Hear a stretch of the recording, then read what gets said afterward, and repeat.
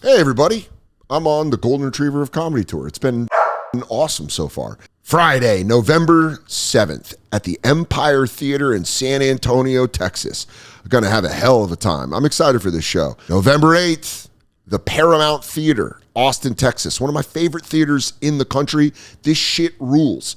I got to open for Hannibal Buress there like 10 years ago, and I loved it. Came back, did it at part of his Moon Tower. Well, guess what? I'm back, baby, with a full new hour. Going to be with Brendan Sagalow and Matt Ross. Have a hell of a show. November 8th at the Paramount Theater, Austin, Texas, as part of the Golden Retriever of Comedy Tour. Go to dansoder.com to get your tickets. Go to dansoder.com. Don't go to Google. Don't be an idiot. dansoder.com. It's for the best deals. People don't realize on the road that that's such like a fill for people is just playing video games. That's why I love my Steam Deck. Yeah. I just download. That's what all the wrestlers do now. And then everyone's like, oh, no, we used to party. I'm like, yeah, and then you died. And we learned. Remember everyone was dying at 35? Yeah. Wrestlers now live too old. And then they're like out there saying opinions where you go, I think you took too many chair shots. Yeah, now waitresses say that we could have tipped a little bit more for so they could feed their kids, but they know that they're not our kids. Yeah. That's got to be that. Do you think that was the most fun time to be a professional wrestler? Was like 70s, 80s? Because you think it was horrible? I think it was one of the worst times to be a professional wrestler. More than like like when they do that the good old days thing. Oh, it's bullshit. Well, because nobody respected you. Yeah. You know, the schedule was the worst. Insane. And no video games. Yeah, right before video games. You said to do cocaine. You know, there's like stories of, if you read that book, American Scream, about Bill Hicks, he got like super into Nintendo when it first came out and would like take a Nintendo around with him. And you're like, that's amazing. Oh, what a forefather. Because we all do that now. Yeah, well, you forget he was 32 when he died. Yeah. So he would have been, and that was 94. So in 85, he would have been 23. Yeah. So he would have been like, yeah. And it was right when he quit drinking that he got super into video games. And I was like, hey, that's how it works. But I mean, everyone says that they want to see comics like that now. And I go, I don't think you do. No, because it wouldn't have been, and they're sad. Well, I don't think it would have been the thing that people wanted. You want to know what the most powerful thing in the world is? Someone who can leave. Oh my God, dude! It was so great. We were at the. I have a fantasy of later in life leaving and having a beard like yours, and just living off the land with a dog. Yeah, and my lady, just living there and fucking. But what were you saying? Well, once I get divorced, I'll be living with a dog that is my lady. And I just call it Lady Dog. Lady Dog. Lady Dog. That's why I always love when you see Stone Cold talking to his animals. There's nothing better on the internet than watching Stone Cold talk to a cat. Unless you're one of his kids. Yeah. And you're like, you got all the time in the world for the fucking dogs, but you haven't. Can we hang out? Yeah, that's gotta suck. Yeah. Social media, watching a deadbeat dad. Yeah. You never think about that. He missed another birthday. Stone Cold. Oh, yeah. Stone Cold. I would love if he has a family. No, I don't. If they I can make these jokes, right? The show didn't sell. Yeah, I mean the show sold. It just didn't get made. Having a deadbeat dad now with social media must be so much harder. Oh, yeah. Watching their stories. If you see your kid watch your story, you're like, oh, fuck, I posted. I was at the water park with my new girlfriend and my son saw it on my... Like, I couldn't imagine growing up with my dad and checking social media and like in the 90s and seeing my dad being like, hammered at the bowling alley again, and he's got like a fucking Steve Winwood song. That's scoring. Amazing. I mean, I know someone like who abandoned their boy. And the whole thing was like, they're like, yeah, but they're probably doing this and this, and then I looked up and like, no, they're not. And it's like it's. What do you mean they're not? They're not doing what? They're doing okay. You know, the kids doing okay because there's a lot of narcissists, right, who need to believe that like, well, I had to leave my son because I had to leave, but also because I'm a great person and they're not. Their life must be terrible because I wasn't around. Sure. But then there are people who put that mic in front of you. There are people who end up still having great lives. Sometimes, to spite their family, and but you know what I mean. But it's like you can see, it's like he did all right. I mean, I would go as far as to say I know a lot of people that had abandoned fathers that did fantastic. Yeah, and it's probably because of that. Well, and it's interesting. Like people will ask, like we have an adopted son, and like how transparent are we, and all of that. And besides the fact that he genetically does not look like us at all. I mean, yeah, you're raising for those that don't know, Mike and his wife adopted a black child. Yes, you got a black son. Yeah, which is going to be awesome. Yeah. Yeah. I mean, you and your until son, he wants to watch wrestling, and I just had to be like, well, we should skip this and this and this. That's pretty racist. Hey, let's watch WrestleMania 6. Maybe not Piper and Bad News Brown. Well, the guy does come out half black, and he's like, I'm a Hulk Hogan fan. And you're like, no. You can't be a Hogan fan. Okay, fine. I like the Ultimate Warrior. Even worse. Worse. You can't like any classic wrestlers because you're like, there's just. Yeah. He's like Junkyard Dog, and you're like, okay. Yeah. And Ultimate Warrior didn't have a lot of nuance. He wasn't like, oh yeah, but black queering does make the world work. But I mean, you were saying that you have to explain. Do people ask like, I get crappy comments. But I was going to say was that with social media and 23andMe and all this stuff, it's like that generation of adoptive parents who lie to their kids, which all it did was end up breeding resentment anyway. Yeah. Of just not being honest. If I found out but later, now it's so easy to find out. Yeah, because now you can just do the testing and go like, yeah. But it's not like you're an NBA player ducking the financial responsibility. Yeah. It's like just people are finding out. I didn't even think about that now people are much more open with adoption. In the 80s, they were like if your son was like, am I adopted? And you're like, no. Yeah. He's like, I'm black. And they're like, well, that's the... No, you wait till they're like 13 and tell them they're from planet Krypton. That their dad and mom were so dumb that they could only make a baby-sized spaceship. It's all we have is this junior spaceship. Yeah, that's like a sketch I want to write is the mom being like, you couldn't have made one big enough for us. He's like, no, I mean, I just couldn't think of one that could fit me, you, and the kid. No, just me and the kid. Yeah. Not all of us. And just me like, and the kid. You're a little bigger than you think. Oh, wait, now you're fat shaming me? Yeah. But then you think if Kal-El and his mom make it to Earth, single mom. Oh, God. Her trying to date with Kal-El. Yeah. And he's like, hello, Kal-El. I've heard a lot about you. And he's like, and just fucking zaps him. Having Superman as your stepson. And she's just snooing a bunch of like guys to death at bars. She's just like, I bang guys and I just rip right through them. Like that element of The Boys where they, like in the comic where they like fuck people to death. And he's like, I've gone through like 6 stepdads by the time I was 10. Let me just tell you something about my pussy. Paper never beats rock. He's like, I'm going to come. And she's like, I can handle it. Like, actually, paper does beat rock. Well, you know what I mean. Yeah. You know exactly what I mean. Yeah. It is, yeah, I've never thought about the spaceship in Superman is only built for a baby. Yeah. It's the dumbest thing. No wonder this civilization just was destroyed. Yeah, you guys didn't have the thought to maybe build a couple different spaceships? And they're like, oh, damn, you know what? We only got the baby one perfected. Well, because then Supergirl ends up on a adult-sized spaceship, and she's okay. And she How are they going to explain that? Crypto. Are you a fan of James Gunn taking over DC? Yes. You think? I mean, because DC was in disarray. It's brutal. And I mean... What about The Rock, though? What if $7 would have got it? He tried. He tried so hard. Look that story up. Thankfully, Black Adam only made $7. I mean, dude, if you read up on The Rock trying his whiskey premiering at the premiere, he had his whiskey. Black Adam. Oh yeah, it's amazing because like. You know, we are the perfect intersection of like wrestling and comic fan that we understand both worlds. Oh yeah, and the fact that The Rock tried to book a superhero franchise like a wrestler, yeah, it doesn't work for me, brother. Where it was like, we got Shazam coming, and he's like, no, not some mid Carter, yeah. And then he's like, I gotta work with the top guy. I gotta work with Superman. But it's like, but it doesn't make sense. Like you literally say Shazam and turn into Black Adam. You're from the Shazam comics. Yes. And he goes, yeah, brother, I don't know. Did you not know that was what happened? So Black Adam, they wanted a cameo from Superman, and DC was like, we're gonna give you Shazam because you're in the Shazam world. Yeah, and they wanted him to debut in the Shazam movies. Yeah. And he was like, no, I got to do my own thing. And he's like, no, I want the top guy in DC. Give me Superman. Yeah. And he made Black Adam Babyface when Black Adam's a heel. Yes. So that's also the most rock thing. The best part of the movie is that I never watched it. Shout out Mo Amer, though. He was in it. Yeah. Good job, Mo. Get that check. Yeah. And watch Mo on Netflix. I'm just plugging Mo Amer's shit right now.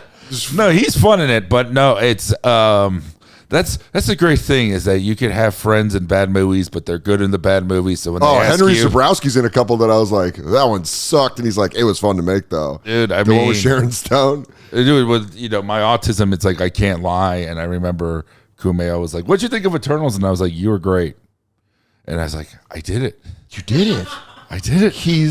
He learning. Is great. But you're learning. Yeah. You're learning. You got to understand, Mike and I go back 20 years. You were one of my first friends that I made in New York City when I moved here. You and Dan St. Germain and I outside of stand-up New York doing an open mic. Mm-hmm. We were all wrestling fans, so we ended up just talking about pro wrestling. Here's my specific autism. We met on January 8th, 2007 at 5:30 p.m. at New York Comedy Club. That's exactly what. I moved here. Tino, and I moved here. There. I moved to New York January 6th. Alan Schwartz was the host. Yep. I moved here January 6th, 2007. Yeah. My first open mic was January 7th. I also moved January 6th. The more important January 6th. It's when I stormed New York. It's when I went after New York. No, I tell people this story because I also, too, tried to hang Mike Pence. But that was when I was moving here. He was just an upstart fucking congressman in Indiana. Yeah. But Mike and I have known each other. No, so we met that day because it was both of our first open mics ever in New York. And no, I tell people the story because we didn't see each other again for like another 2 years. It was like you went on to do like the clubs and barking and working at clubs, and I just did every awful open mic. You would do 10 a night. Yeah. Because we'd bump into each other. Occasionally we'd bump into each other. But it wasn't for a while. It was like we didn't hang until the Creek. Yes. And then the Creek, we all started going to the Creek. Yeah. And that's when you and me started. In fact, you came over to my house in Queens to watch a UFC. Yes. We watched, I think it was Brock Lesnar. Yeah, I think it might have been Lesnar Mir. It was not. No, it wasn't Lesnar That Mir. was what? It was 100. Yeah. No, it was another. No, that was the rematch. It was Chick Congo, I believe. Yeah. It was a Chick Congo fight. But was it against Lesnar or no? No. So you came over, and I remember it was against the tall Stefan Struve or whatever. Yeah, the 7-footer that looked like the alien in Romulus. Yeah.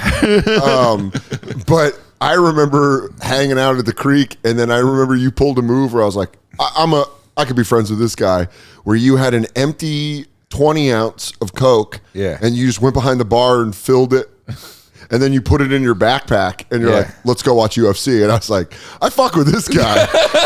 You did that, and I was like, that's a great move. And then we went to my house when I was living under the train. You say that as if I had a choice. I know. No, but I you know what it was? It wasn't that I thought you were doing it because you needed the soda. And I was like, what a brilliant move. Yeah. I would have just gone, I'm out of money and this is an empty soda. But you were like, watch this. And then you got, I forget, I think it might have been Rojo was bartending or someone. And they were like, all right, go ahead. And then you go, buddy. Yeah, buddy. Now you go, buddy. Yeah. But I think you were the first person that I knew that discovered they had autism. Yeah. And then it all made sense. Yeah. You were a person because... I mean, you know lots of people with it, but I'm the first one who discovered it. Yes. You are the first person who went lots of people flew kites with keys. I was the first one who got struck by lightning. Yeah, you're Ben Franklin, baby. Yeah. But I remember because you had woodshed. We get our own almanac. Yeah. You were doing a woodshed. Yeah. And the criticism of Mike was, as you just said, you couldn't lie. Yeah. So people would go like, was that a good joke? And Mike would just go, no. And he'd be like, it's a weak premise. It has no setup. Like in a way that actually was helpful, but a lot of people didn't take well. A lot of people that weren't good at comedy couldn't understand that criticism. Yeah. So they were just like, but I was always like, I loved it. So I'd go like, is that a punchline? And you'd go, oh, it's below you. Like it would be an easy punchline and we'd be at the pit and you'd go like, nah, that punchline's below you. And I'd be like frustrated with Mike. I'm like, you're fucking, and then when you were like, I'm autistic, it's like, makes sense. You could see things much clearer than a lot of people that were on It just drugs. took me 11 extra years. Yeah. I could see everything but my own autism. What was that? Was that like a relief Oh, yeah. It was when great. you found out? Yeah. I mean, I did it because we were in the adoption process, and I was like, lots of people were like, I'd say 3 out of 10 insufferable people who say, hey, I'm just who I am, have autism. The other 7 are just insufferable. Have you ever heard Michael Che's joke about mental health in the black community? No. And he goes, there's a lot of people going around that have mental health problems, but they're just calling themselves Geminis. Yeah. He's like, I'm just a Gemini. He's like, no, I think you got some deeper issues. It's fucking great. I'm fucking up that punchline, but it's a great joke. remember seeing Michael Che at the Creek, and he did this bit about how, the planet is fine, but we're fucked. And he gets off stage and I go, Carlin. Yeah. But it was great because He was new. Like, He was brand new. yeah, maybe it was like a year in, but like he was like, thanks. Like some people hated it. Some people were like, all right. They don't do that now anymore. No one does that anymore. No, I now tried to do it to another comedian recently, and they were upset. I went, hey, I just want to let you know that's like a Seinfeld bit from like mid 80s. Yes. And they were like, okay. And then still doing it. And you're like, shit. Yeah. And then what's funny is that then they'll do the bit on a special. Everyone will say that, and someone will be like, well, how did no one tell him? Like, we did. Yeah, they just ignore it. Yeah. Well, it is. We're in the age of like that doesn't matter anymore. It doesn't matter if like, oh, Richard Jeni had a similar, or like Robert, you know what I mean? Like there's like jokes where you're like, there's been decades of stand-up. People have gotten to the same thoughts. Yeah. But I actually was at Richard Jeni's estate sale the week after he killed himself, and I actually bought most of his jokes, so I can do them. I go, have you seen Lawrence? Very Jenny-like. Yeah, it says he had a cameo in The Mask. Guys, fall is back, which means the meals are different. Everyone knows that. Different seasonal meals. But it is fall, and so it's back to school, it's busier routines, shorter days, nights come up quick. Cooking can be tough.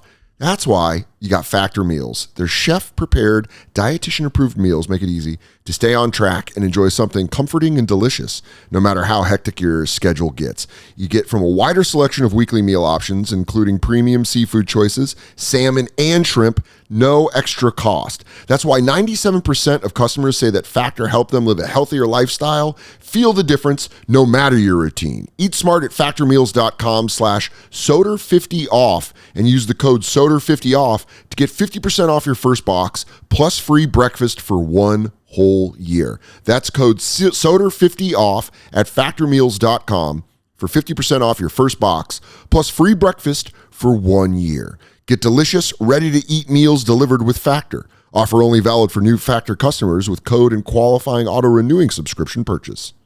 This episode is sponsored by BetterHelp. Guys, it's dark early now, and everyone gets super bummed out. So might be the time to look up a therapist, just for someone to talk to you. Even if you have, it might be a seasonal thing, could be a yearly thing. You know me, I love therapy. I know a lot of people hate on it. There's a lot of haters on there that don't want to fix their problems. But for real, if you want to kind of fix yourself up or just have someone to talk to, it can really help. So try BetterHelp.com. They can connect you with therapists in your area, quality therapists. That's what you want. BetterHelp therapists work according to a strict code of conduct and are fully licensed in the U.S. This month, don't wait to reach out. Whether you're checking in on a friend or reaching out to a therapist yourself, BetterHelp makes it a lot easier to take that first step. Our listeners get 10% off their first month at BetterHelp.com/Soder. That's better, HELP.com/Soder. This show is sponsored by BetterHelp. But that's got to be very satisfying to find out something like that. Oh yeah, it was comforting. Yeah, it was. It was interesting too because it was like, I talked to my wife about it, and she's like, "Well, yeah." She's like, "I'm the only one who needs to know," and I always knew. So she always knew. She always knew. Yeah. Yeah. My mom, was your mom blown away? Yeah, but I think parents take that kind of shit personal. They really took it personal. Well, my dad was cool with it. My dad was like, "Yeah, I probably messed up too," Yeah. And he's then, like, "Yeah, you get it from me." My mom was like, "I didn't know you weren't supposed to smoke when you were pregnant." That's so. She's like, funny. "The labels were so small." That's so funny. It was the best. And I don't know. I went bungee jumping like 6 times in the second trimester. It was perfect because I was like, I want you to watch, because this was when Love on the Spectrum was coming out. Sure. I want you to watch Love on the Spectrum. I think that this will help you understand me. And she watches and she goes, those parents are so brave. Like, right. Oh, you're making it about you. Yeah. I was like, hey, you know how you can't stop with your bullshit? I can't stop with mine. Yeah, so we're even now. Yeah. But that is got to be like, because I think so many people want to be diagnosed now because life is hard. Yeah. So they just want the easy out. You have to put the work is the thing. Like, you have to do the therapy. You have to, like, actually... Like, it's nice when people say, like, oh, you are more mellow or you are nicer, because it's like, if I noticed an immediate change. At the time after I saw that, you were much more, you know what it was? You were much more comfortable with yourself. Yeah. Because I've known you for a long time, and the thing was, you would always be uncomfortable in a way where, like, Mike, you don't have to be uncomfortable. Yeah. And after I saw you get diagnosed like that, you're like, no, this makes me understand me better. To be fair, if Stefan Struve beat Cheat Congo and Cheat Congo didn't defend himself, I would have every right to be uncomfortable. Yes, absolutely. You would have every right to do that. Yeah. And also, I wasn't living with Vecchione yet. I think I had like 2 random roommates. So it was just like 2 random guys watching UFC with us after coming back from like a late creek. Oh, or it's Big something. Boy. Oh, my buddy Vic. Yeah. Yeah, he's losing weight now. That's great. He's looking great. That's great. I got him tickets to shout out Pat Buck. Yeah, because either, I just remember seeing him 15 years ago, and either he lost some of the weight or he was going to lose all of it forever. So I'm glad he did really fucking good. I'm really proud of him. He's like a brother to me, but he's a sweetheart. Yeah. I got him because of Pat Buck. I got Pat hooked up tickets for All In because Vic lives in Texas now. Yeah. And Vic texted me and he's like, look, these are the best seats I've ever had. They were great. They were like 5 rows back from the ring. And I was like, Pat, thanks for hooking that up. And then Pat wrote, it's cool. I just told them he was a former luchador, and because Vic's Mexican, but he's big. He's still big. And you're like, that's so funny that someone was like, this guy was a luchador? And you're like, yeah. Was that Matt TV? He was El Aso Wipo? Yeah.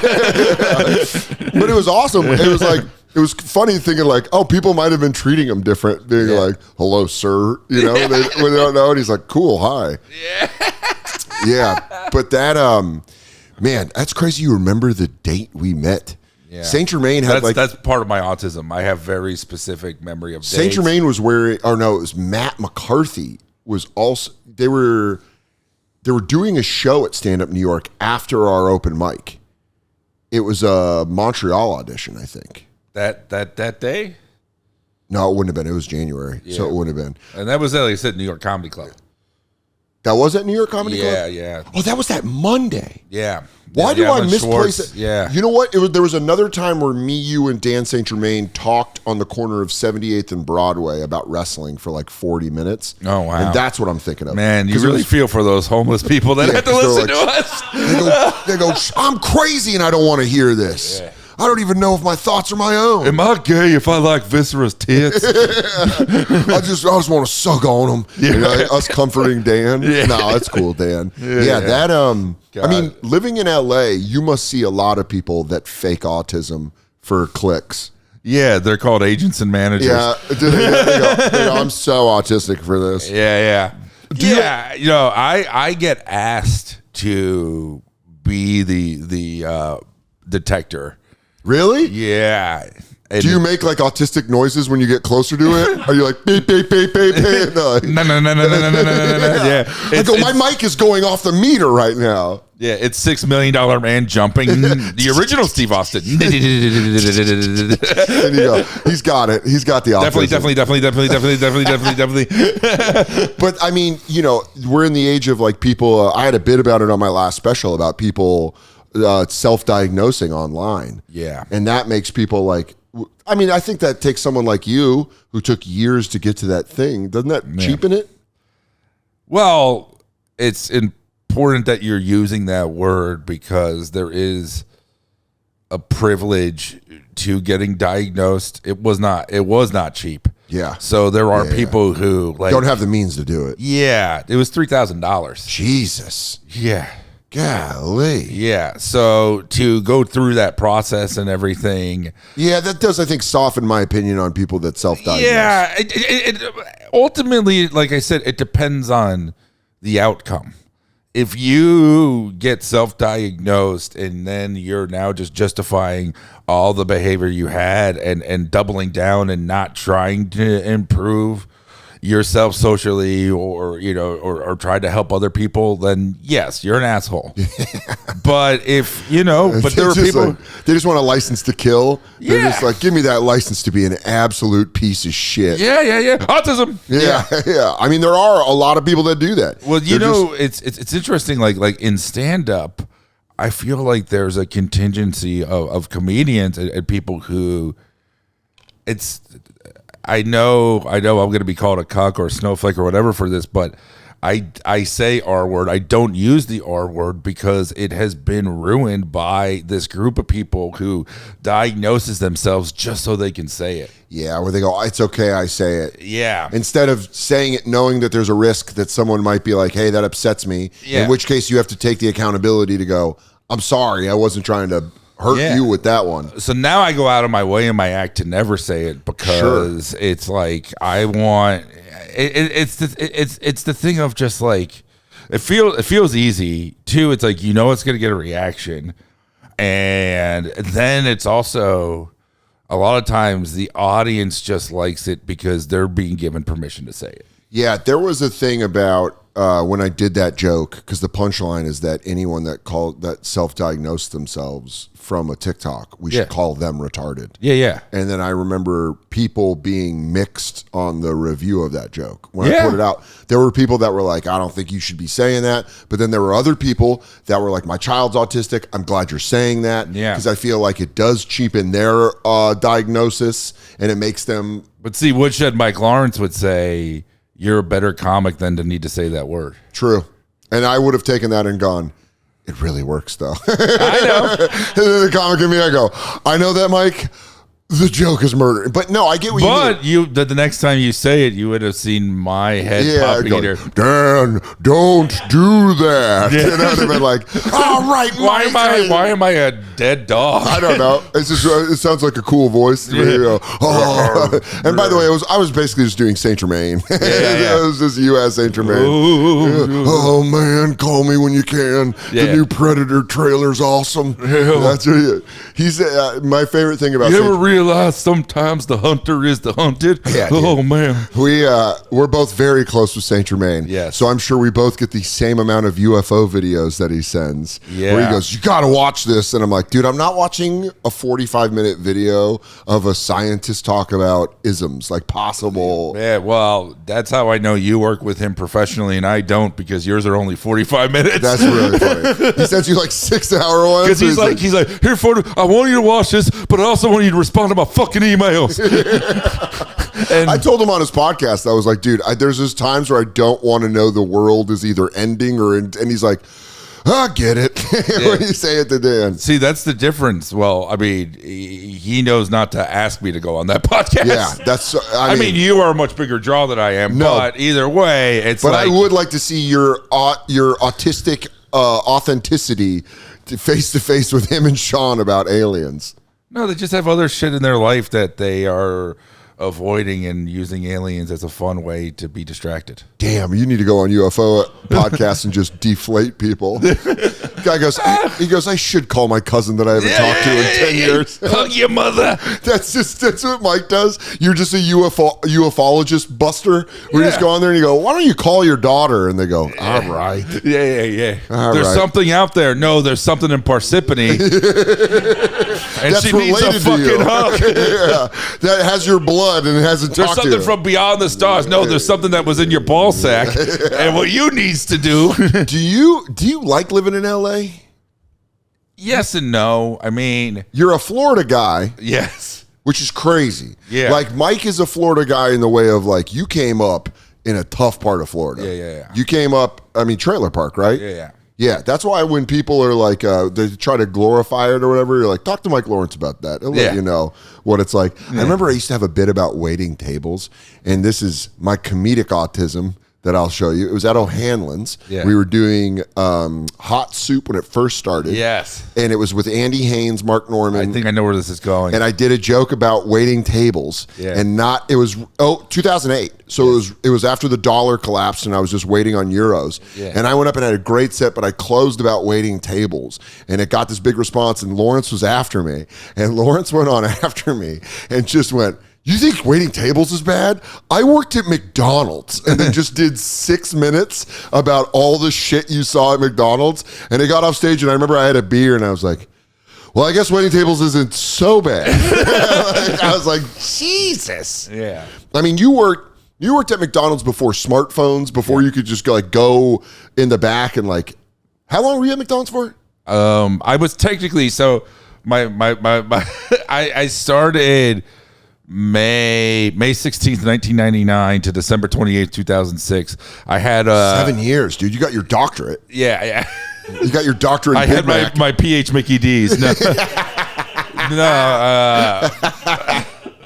That's absolutely got to be the title of the episode. Yeah. I'm learning nothing. Yeah. Did you do all the jobs there? No, because once they find you're good at something, they keep you there. What were you good at? The drive-through cash was my thing. So I went to college in Virginia for 1 year, so I left. But then the week that I came back from college, I remember like interviewing. It was a different manager, and the guy was like, "Yeah, here's your uniform." He's like, "Yeah, you worked here. You can work here. We need somebody." That was it. Yeah, and so that I I just need a warm body. Yeah, I remember. Yeah, the week that I started was around like when Phantom Menace came out. Yeah, episode 1. And I remember complaining about it. My dad was like, "Yeah, you're not spending my fucking money on that shit. You gotta go make your own money." Really? Yeah. Was your dad a Star Wars fan? No. It'd just be funny if he just didn't want he goes, "I'm against the prequels." And you're like, "Oh. Hey, no, son, I'm not going to use my hard-working money to support them goddamn Gungans."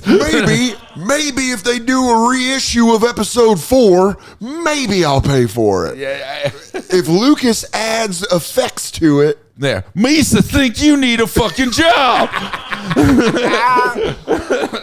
So you go work at McDonald's. Yeah. And they found out that you were good. Now, do you think being good at the cash register was the tism? Yeah, it might Was that like part superpower? Just a tip of the tism. How did I today?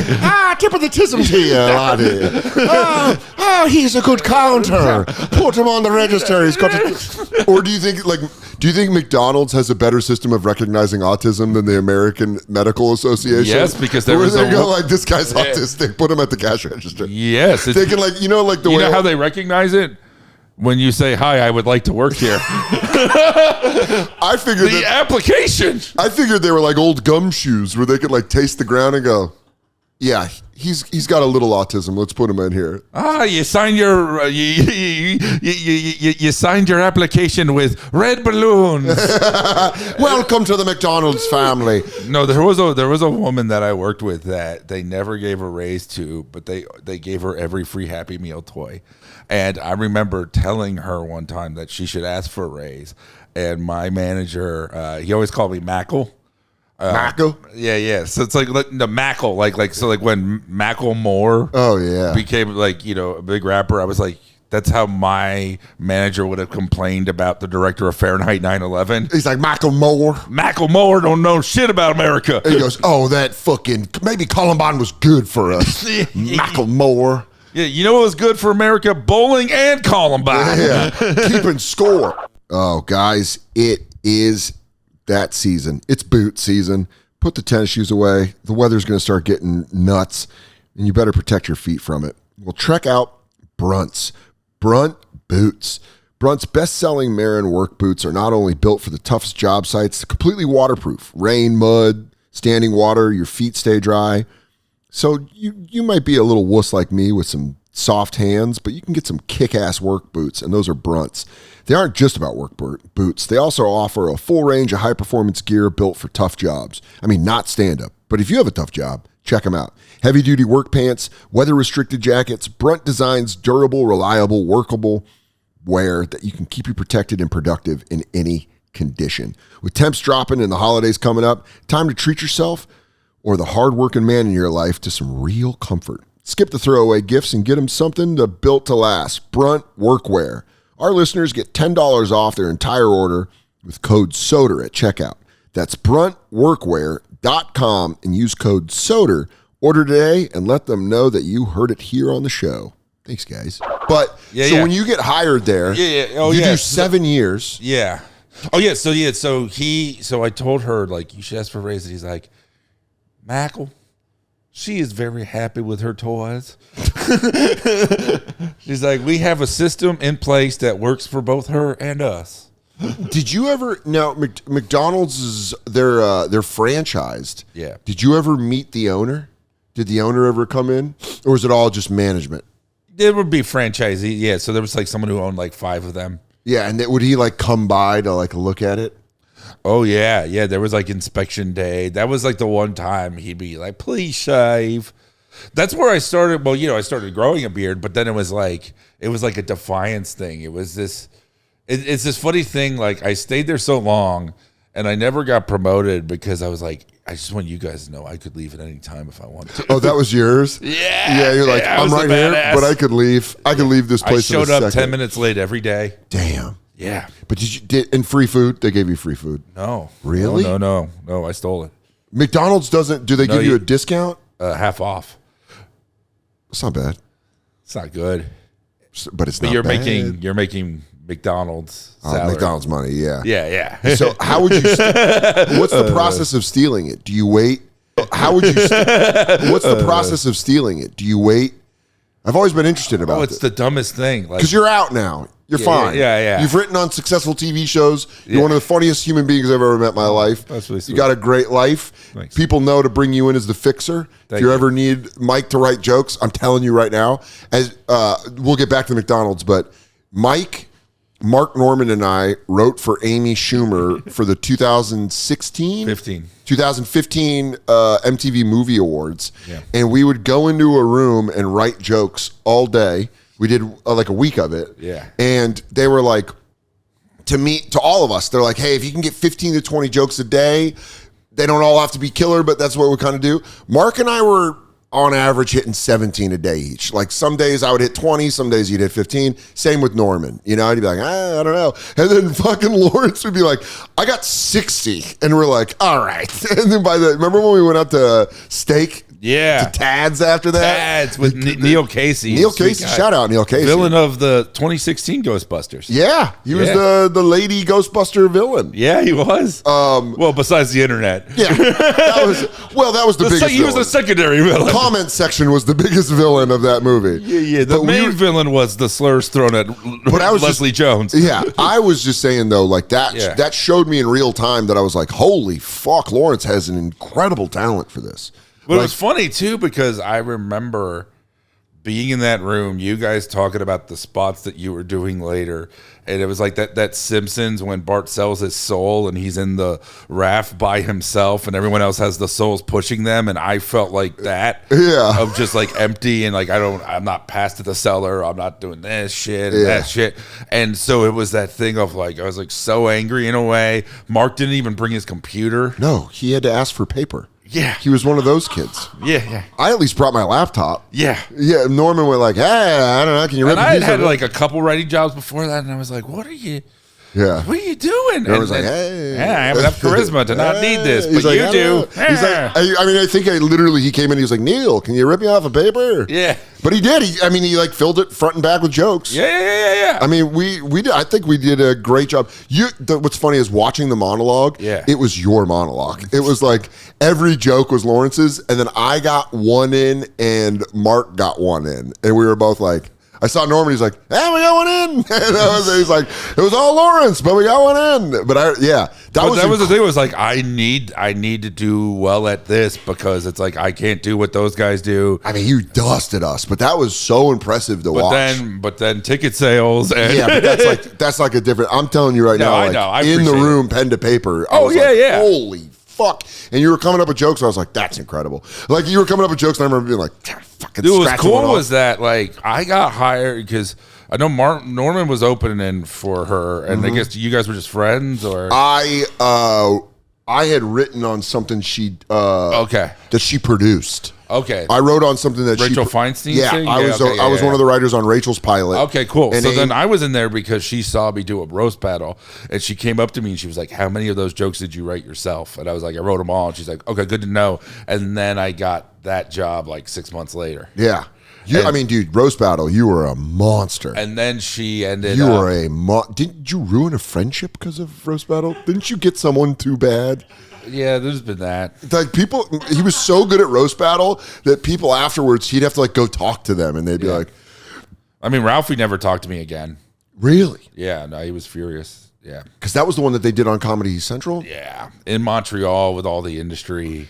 God, and I'll tell you right now, dude, this is why if you're a young comic and you're watching this and you like right now are like everything is TikToks and all this, I'll just tell you right now, stuff comes and goes. Yeah. Roasting was so popular for like 4 years that like at Montreal, they were like, it was the biggest thing. Yeah. They were like, I wasn't up there that year, but everyone was like, it's the fucking biggest. And you came through and were just leveling motherfuckers. And that's what I liked because I was like, release Lawrence. Well, you knew me from back then. Yeah, I mean, I've known that you was since the same guy. Since 2007. I mean, now you look at it of like being an autistic person roasting is like being on PEDs. Like it's completely unfair. So I feel nothing. Yeah, I go, test him for autism because this guy's crushing everyone in roast battles. And you just see the thing. You're just saying the honest truth. I want you to look me in the eyes when you say that. But I can't.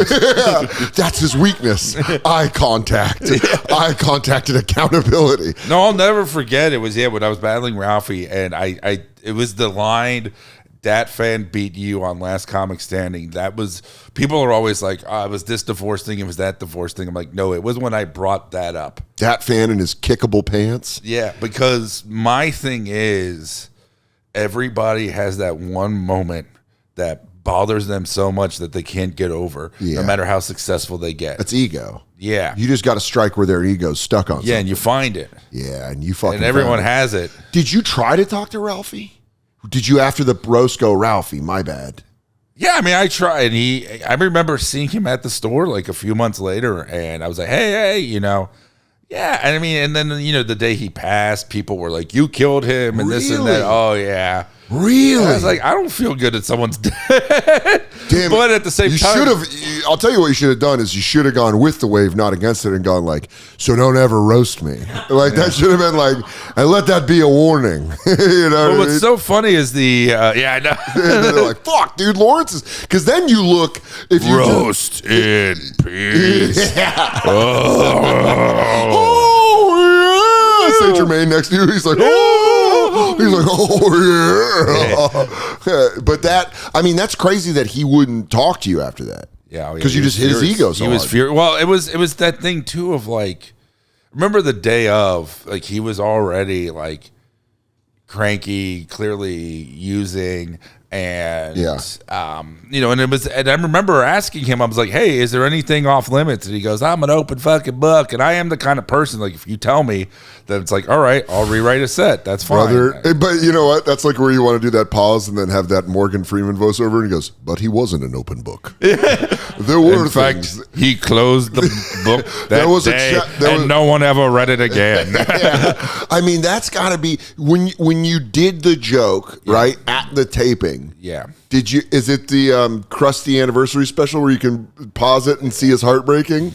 You go, no, wait, look, Lisa, you can actually watch his heart break. Yeah. You saw it. I saw it. You delivered it and you're like, I think about it sometimes. Really? Yeah. Because it was that clean of a hit.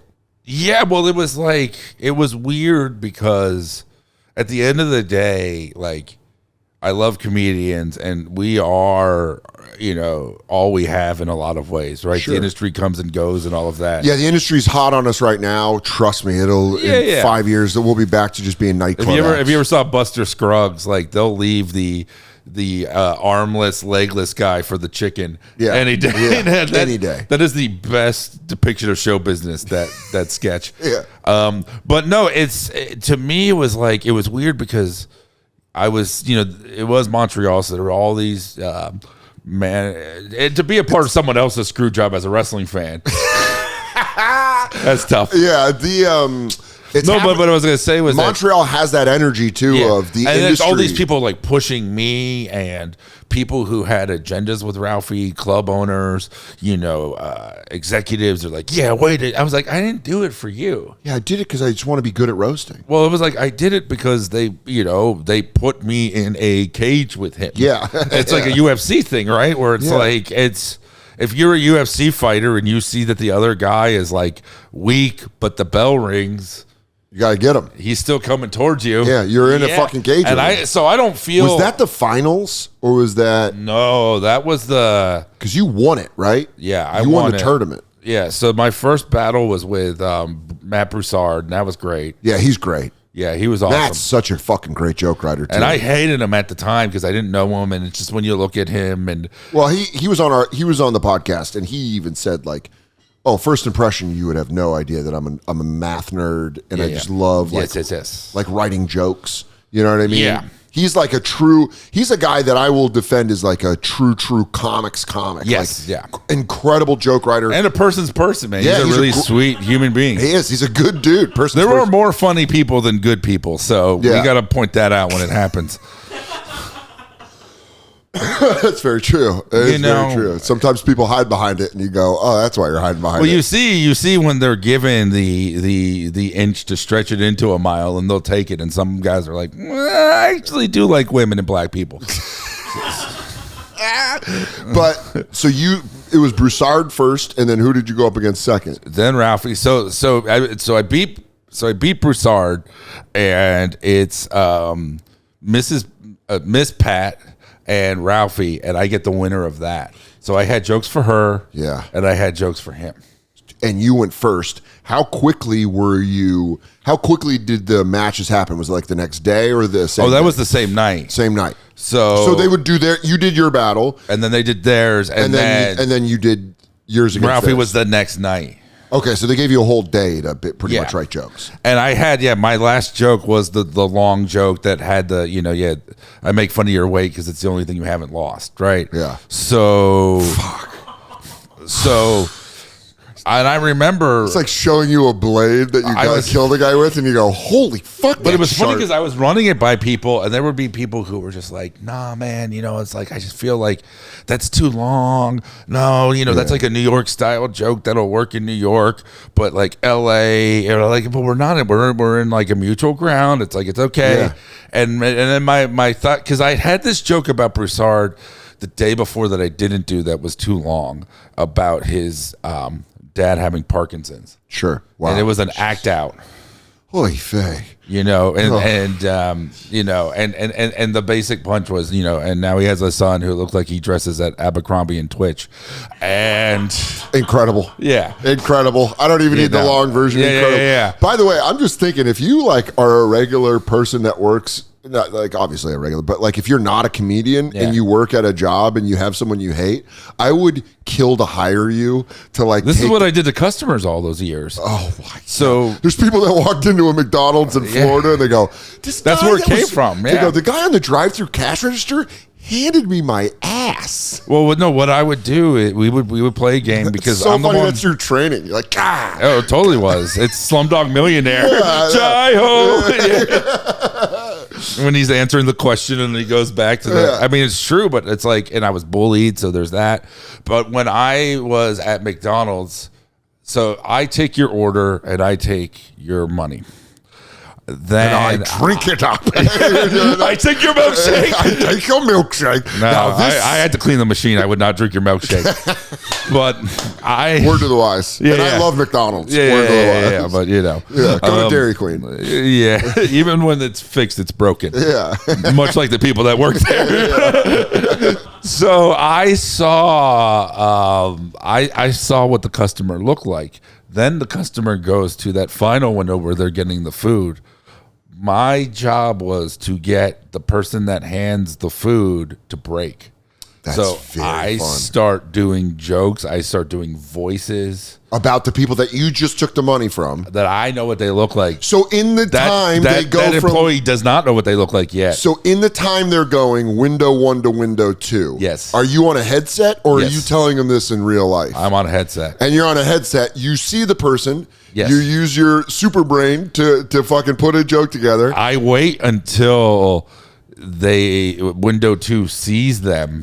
Then I do the joke. on the headset. On the headset. And you hit them as with they're like- looking at them. Do you remember any specific jokes that you hit him with? Oh, yeah. I mean, well, there was like a catchphrase I had. Well, not catchphrase, but a slogan. catchphrase. Oh, yeah. Car tours. Car tours were people who were so fat, they're like centaurs. But they're that half car. Yeah. I love Yeah, it. yeah. Car They're tours. like, I need my cheeseburger. Calling someone a car tour and then in the headset and being like, oh, fuck. And then they pull up and they're fat. Yeah. Did you have people? So you had people break in front of these people. Yes. You would get them to break, I'm assuming. Yeah. More than not. Sometimes, yeah. Was there ever anyone that didn't break where you were like, that was a good one, you should have broke on that? Because I feel like sometimes that's the thing with comics is when you have one that you know is good and they don't accept it, you go, no, come on, that was a good one. Yeah, but then it's like some people where they're like, I'll show you. And it's like, I respect the willpower. Yeah. You must have been real fun to work with. I'm serious. I mean, I wrote when I started stand-up while I was there. I wrote all my first jokes on receipt paper, and I would write about what I saw. But the first joke that I did that people were like, "That's a good joke," was, "I come from a long line of alcoholics. My family tree has a car wrapped around it." That's great. I wrote that when I saw a guy with a bottle between his legs at McDonald's. Yeah.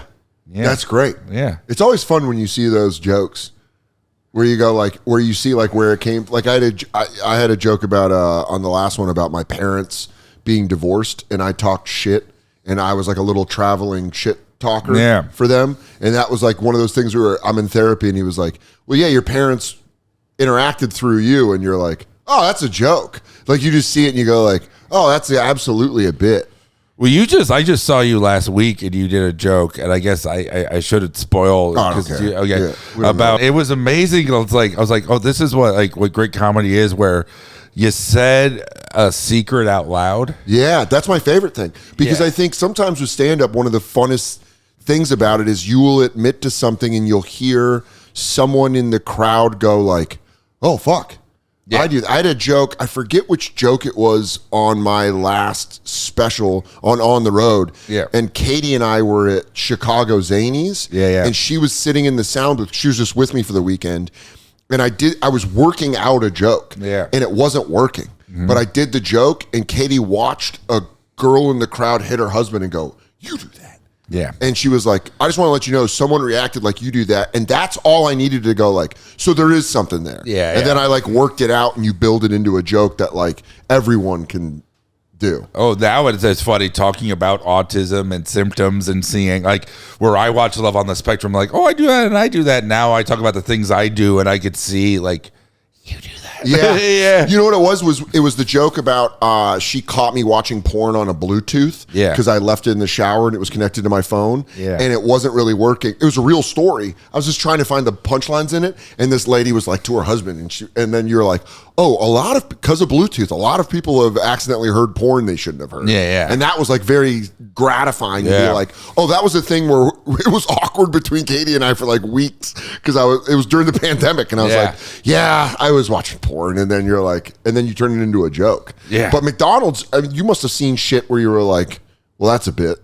Yeah. A car tour or a fucking guy going through, that might have been my dad going through with a fucking bottle in between his legs. Oh, I saw all sorts of crazy stuff. I mean, genuine, like real racism, a woman who wouldn't leave because we gave her a black Barbie. Yeah. Some would say she's a hero. And that woman went on in her Barbie, and that woman went on to be Marjorie Taylor Greene, and that's the rest of the story. That's you, Phil Donahue, and that little girl was Marjorie Taylor Greene. Yeah.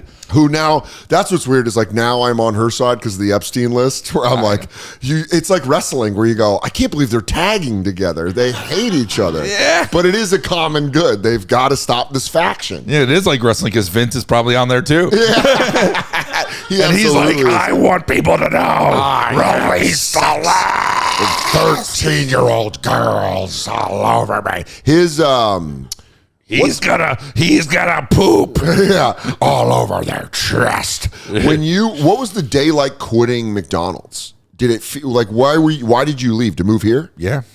And you got to do like I'm moving to New York City? Yeah, so when I met you, I was there less than 2 weeks before, yeah. And was it satisfying? Yeah, it was and it was scary. Yes. Because I didn't know what it was going to be like here. When I moved here, it was the first time I saw snow. Really? Yeah. Remember when New York used to get snow? Wasn't that cool? We haven't had that in a couple of years. We barely get snow now. Yeah. It just rains all the time. It's still brutally cold. Kinda. It's not as bad as it was when we moved here. And like some of those blizzards. Yeah. I remember going to like shows in fucking Bushwick and it's like a blizzard and you're like, why the fuck am I doing this? I remember a blizzard where I took the train into the city and went to Broadway Comedy Club. Remember the World next to it? I was late, but I literally ran through a blizzard and I was like, there's no way there's a show. And I got there and the guy that ran the show was like, oh, sorry, man, Mick Foley's on stage. And I was like, this feels like a nap nightmare. And I walked in the door and that was when Mick Foley first started doing stand-up. For crazy. You, it was a blizzard. For him, it was a fog of CTE. Yeah. He goes, well, I went from the cage to here. And you're like, no, you had years in between then. So when you tell them you're quitting McDonald's, are they like, look at Mike. Go on, Mike. Or are they like, what the fuck are you talking about? I used to do a bit about this. It was true. It was one of my first bits when I moved to New York because I was like, I told my manager and he was like, Mackle. So, he's like, you'll always have a place here. And then the punchline was like, and I looked him in the eyes and I said, don't you ever fucking threaten me like that again. Yeah, that's great. There is, when I quit, when I first got hired in radio when I was 19, I was like bussing tables at Outback. And I got hired at the radio station. Like I went to the radio station. They're like, you're hired. You're going to start next week. We need you training. And I went to Outback with my shirt and my apron. And I was like, only there for like 4 shifts. And I was like, hey, I just want to give this back to you. And the guy took it and he goes, hey, I just want to let you know, I'm not going to hire you back. And you're like, yeah, I don't ever want to come back here. Yeah. I hate you. I hope I never see you again. Yeah. But I mean, that is like a lot of jobs. When you say you're going to do something like fucking move to New York to do stand up, they're probably like, well, who's going to roast all the people in between window 1 and window 2. You know how much, did you ever think about that? About how bummed some people at McDonald's were that you weren't there making jokes? Because I'm sure you made work a lot easier for some people. I think for some people, but I think I was annoying to other people. Yeah, but that's fine. But because there was a moment when I was doing, the bringer shows, right, where you had to bring like 15, 20 people. So I did one at the Hard Rock Fort Lauderdale, and some of my McDonald's buddies came, and they didn't know what comedy club prices are. Oh, boy. But they know what alcoholism is. They didn't know that about them $7.50 Bud Lights. No. Yeah. And that's in 2007. Yeah, we're talking about when Bud Lights normally cost about 2006. $2. Yeah. $3. Yeah, the bar that they all went to was a place called CM Boomers. Sick. That's what punk is now. Yeah. Yeah, that's his whole fucking gimmick now. Yeah. CM Punk and CM Boomers. But I thought you were making like a Superman reference. Like, this is what punk rock is. No, I meant like CM Punk is now CM Boomer. Yeah, maybe a bar with shitty beer is the real punk rock. No. CM Boomer, yeah, definitely. But so they went and they were like upset by how much everything cost? Oh, yeah, when the bill came. Because they didn't look. They just kept, we're fine. And I remember, two of them, like the next day, they're like, you were funny. It was not worth it. Damn. And I was like, of course it wasn't. Damn. And then when you say you're moving to New York, are they like, was anybody supportive? Yeah. Yeah? Yeah. They all weren't like, what the fuck are you talking about? Yeah, they liked the act, and I did a few McDonald's jokes, and they thought that was fun. And, and it was, I'd say there was like 6 or 7 employees that came, which was awesome. That is great. Is there anyone from McDonald's that you still talk to? No. That you haven't had? When's the last contact? Was it when you left and then it dried up? Yeah. I mean, it was like when I went back for but then the one that I went to got destroyed, and they built one 10 minutes away, and that's too far. But yeah, my McDonald's doesn't exist. I did bring my wife to it before. It got taken down? Yeah. And you're like, this is where it all happened. No, yeah, it was funny. Just like with the autism, she's like, yeah, I get you now. So that was the moment in Forrest Gump where you're throwing rocks at the old abuse shack? Where yeah, and then Adina got AIDS for some reason. It was weird. And then but we had it bulldozed and everything's all right. Did you know we adopted half black Haley Joel Osment? You're like, is he like me? And you're like, what, critical of wrestling? Yeah. Absolutely. Is he, now that your son is getting older? Yeah, he's almost 3. Yeah, are you seeing, is his tastes aligned with you at all? Does he love comics? Does he love wrestling? He loves Spider-Man. I don't know what, I made the joke before. I don't know how I feel about getting him into wrestling. Really? Yeah. Why? Because we both got into it since childhood. I mean, we're both lifelong fans. I know, and look at us.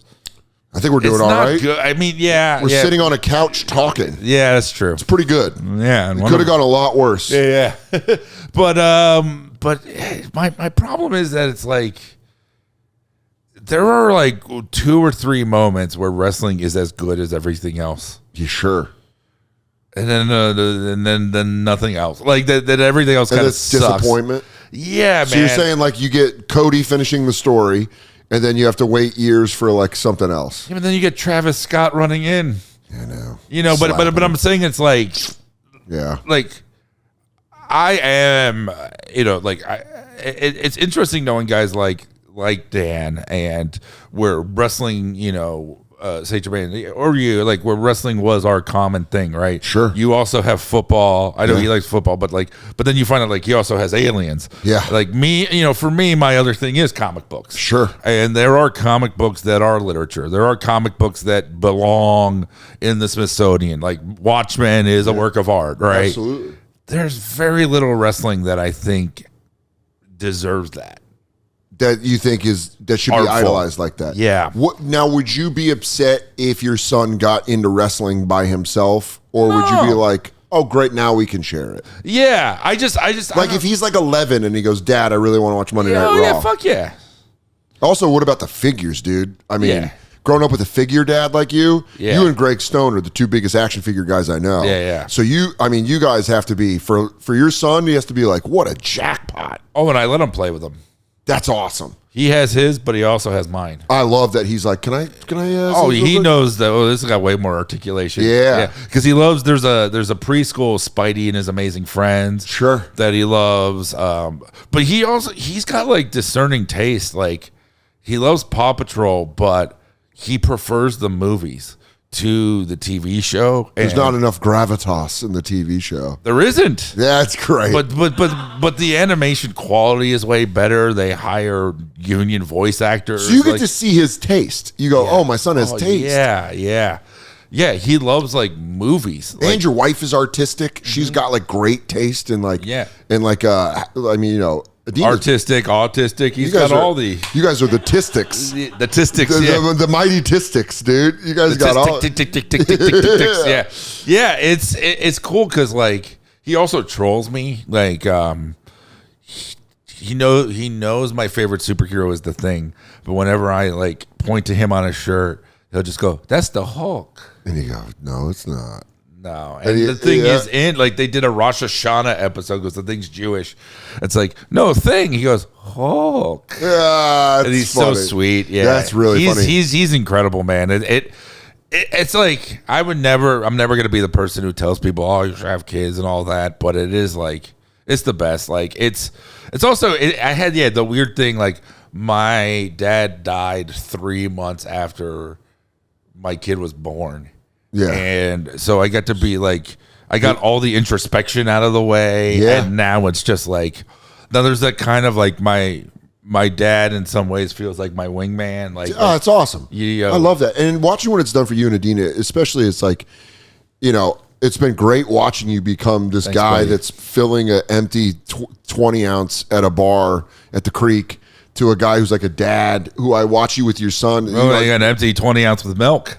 For him. Exactly. Now you got to fill that up. But it's been awesome being your friend and watching you become into the, get diagnosed with autism, but then also to like embrace it and to grow from it. To go back to the autism thing, which we never really leave, do we? Yeah. Yeah.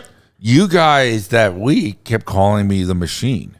And the more that I was working, the more people would say that. And even that is something I've had to like reconcile with, because it's like mechanical, where it's like there's like an inhuman aspect. Yeah, you're like, I'm a person of it. Yeah, I get that. And I mean, it was flat out me and Mark being I know. blown away. And I'm not arguing it. Yeah. I get it. It's a really sweet compliment. And I remember other people saying that you guys said that about me, and that genuinely helped me.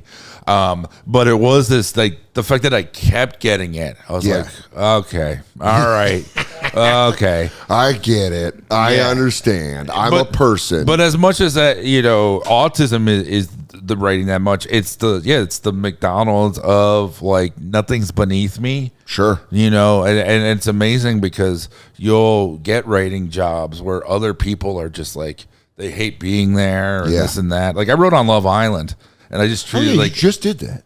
I did that years ago. Really? Yeah. Oh, you posted the picture because you said they made 7 seasons or something. Yes. So you wrote on season 1 of the American version of Love Island. Yeah.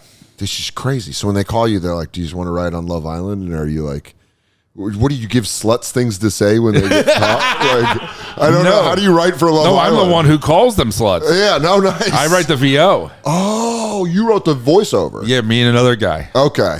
We were in Fiji. We're in this, like... You got to go to Fiji? Anywhere you work is work. True. You know that. Yeah. You've performed in some cool places that aren't cool because you're just there. Because you're there to work. Yeah, yeah. And they're like, oh, man, Portland must be great. I'm like, yeah, until you talk to a club owner and he won't leave you alone. Yeah, or whatever it is. No specific one there. That was just, I picked a city Helium, and I picked a problem. That's where I love Helium. Yeah, Shout out Portland great. Helium. Yeah, yeah. It's where we filmed On the Road. It's fucking great. Yeah. No, but it was, you're in this shipping container. We worked 1 a.m. till noon. And because it's basically live.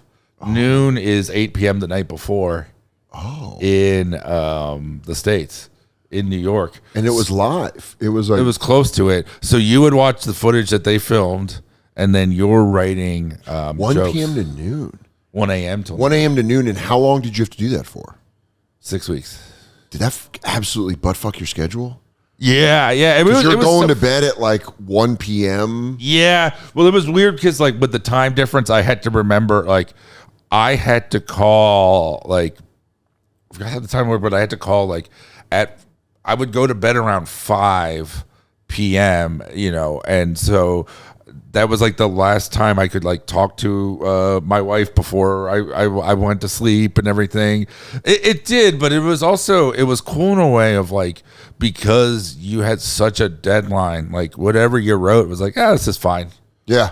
Yeah, you kind of got it. You had to let it go. Yeah, and you're because sometimes that's the hardest part is you keep wanting to make it better, especially with stuff like stand up. You're like, I can make this better. And my co-writer was really like that. He's like, we have to make it better. And I'm like, we get to do the best we can, and then we get tomorrow.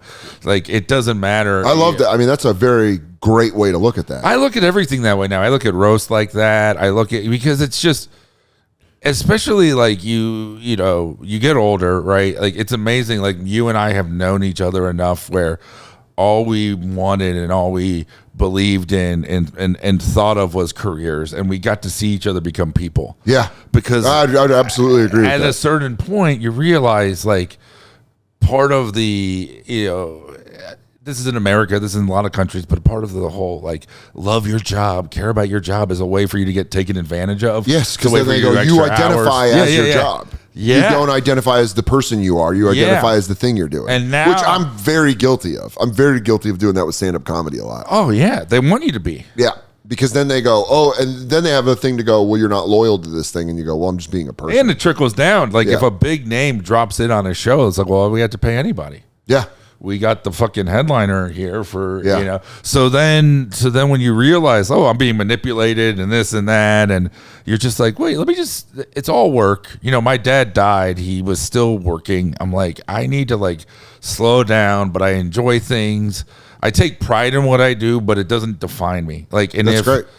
If the most important thing I do in life is be Logan's dad, which I think it is, that's okay. Yeah. Because especially now where you write on TV shows or you star in TV shows and they don't even exist. They take them off for tax write-offs. Yeah. They'll make a whole Batgirl movie and fucking can it. Well, this happened with wrestling, right? And CM Punk called it out. You get the workers to be marks. Yeah. Because all of the wrestlers in the 70s, 80s, and 90s were failed athletes and shit. They came in, but they knew their worth. Yeah. And now it's like, oh, why don't you do this and this and we'll pay you even less. Yeah.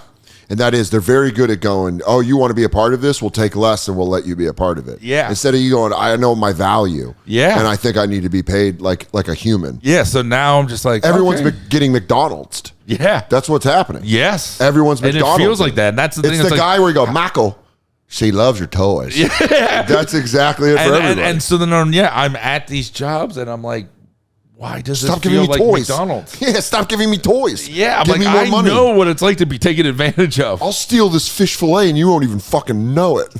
I mean, my leg will because I'm burning and I'm like, I beat the system. Mike Lawrence, you're one of my favorite people. I'm very glad you came by. That's very dude. sweet, man. The Mike Lawrence on social media, right? Yeah. The Mike Lawrence comedy on some places. Yeah. Look him up. He's unbelievable. Watch his thanks, stand up. He's the best. Thanks for coming on, buddy. Thank you, man. That was sweet. Yeah.